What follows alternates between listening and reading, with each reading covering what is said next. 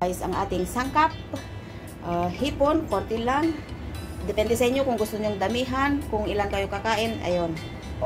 Tapos, 2 itlog, isang pack na maliit na sutanghon at saka lettuce. Depende sa inyo rin kung anong gusto nyong gulay na isahog. Kasi ito madali lang mang...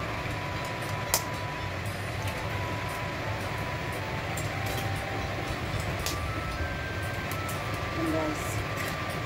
Ayan. Painitin natin mantika. Kailangan very hot yung ano, yung kawali o yung kaserola. Mainit na siya. Oh. Ang kagandahan nitong electric, madaling magpainit. Tapos guys, pagsamahin na natin itong hipon at saka itlog. Ayan. At dahil mainit na, ilagay na natin para sabay na ayan.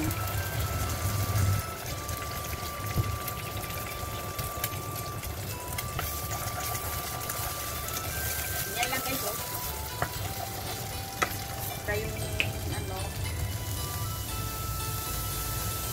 Hindi natin ang ayan.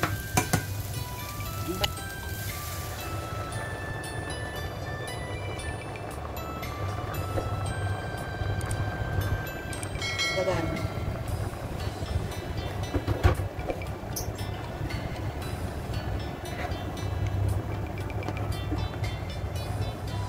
Madali lang ito guys, kasi yung hipon madali lang iluto.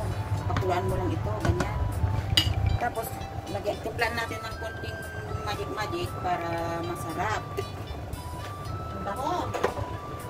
Tikman nga natin kung okay yung lasa.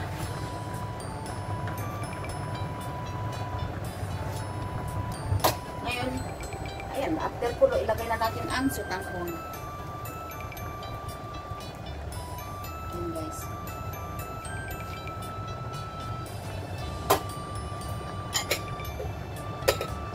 Pakadali, diba? Kaysa yung instant noodles, at least ito, alam mo na yung inilalagay mo. Ayan. Lagyan natin ng konting chili para pampagana. Ikitan natin. Saka ito, hindi naman maanghang na maanghang kasi dried. Para pampagana lang naman. Depende sa inyo kung gusto nyo. Optional lang naman ito. Pero ako gusto ko medyo maanghang. Para masarap.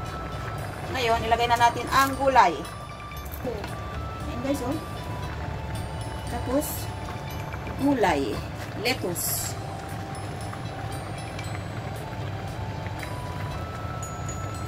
Healthy na, madali pa lutuin.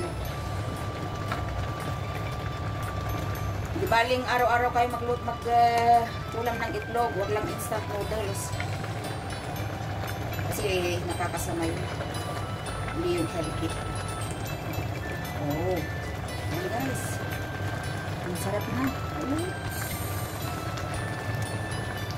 Ang dali.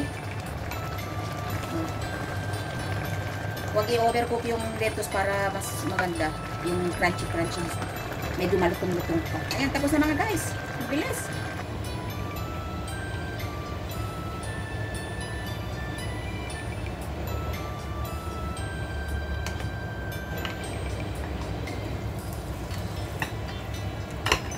Ayan. Diba? Ayan guys. Ang sarap. Ayan. Luto ng ating sutanghon noodles. At tayo'y titikim na.